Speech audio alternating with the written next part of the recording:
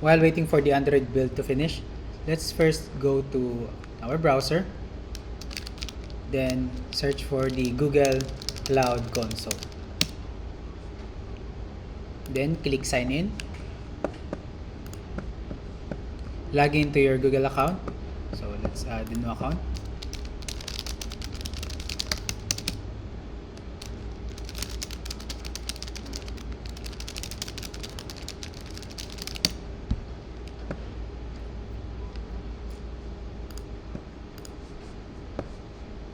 Then let's create a new project.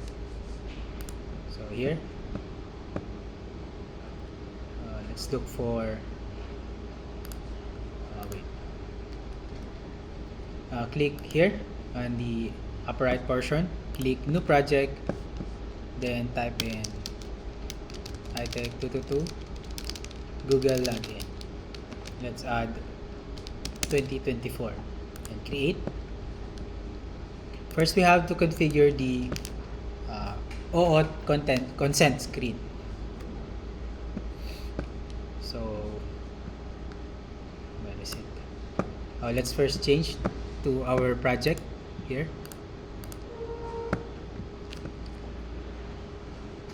Then click OAuth consent screen. So you can choose either internal users or external users. For internal users, only those with the same domain name will be allowed.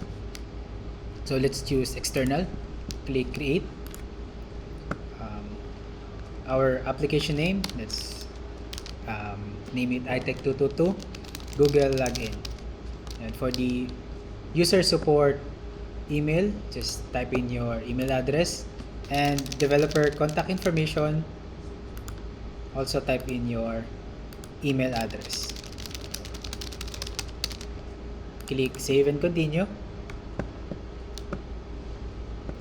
For the scopes, okay, save, and back to dashboard. So then click credentials. We are now going to create OAuth2 credentials. So click credentials and OAuth client ID. First, let's create a credential for Expo Go. The redirect URI should be https://auth.expo.io. Then copy this one, paste here. Then for the authorized redirect URIs, it should be auth.expo.io / your username / your project name. So our project name is this one. So click create. Then copy the client ID and let's paste it on our Visual Studio Code. So let's open app.js and let's paste it here. So this is for Expo Go. Okay, then let's click OK. Then create a new credential for Android. Click Android. Then the package name should be the same one from the project. So let's open Visual Studio Code, then app.json, and look for the package name. So this is the package name. So let's copy this one and paste it here. For the SHA-1 certificate fingerprint, so while this one is downloading, let's open a new terminal. Then type in npx expo expo credentials manager. So choose Android, yes, and upload key store, generate new key store. Then go back to experience overview and copy the SHA-1 Google certificate. Copy this one and paste it here. Then click for advanced settings, check enable custom URI scheme. Then click create. Let's copy the client ID. Go back to app.js, and this one is for Android.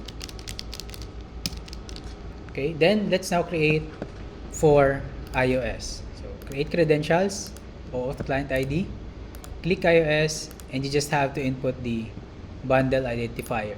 So it's the same with the package name. So this one, copy and paste it here, click create, then copy the client ID. So let's paste it here. So this is for iOS, and the last one will be for the web. Okay, let's click this one, create credentials. Create credentials, auth client ID, and for web client. For this one, the authorized JavaScript origin will be http://localhost, and port number is 19006.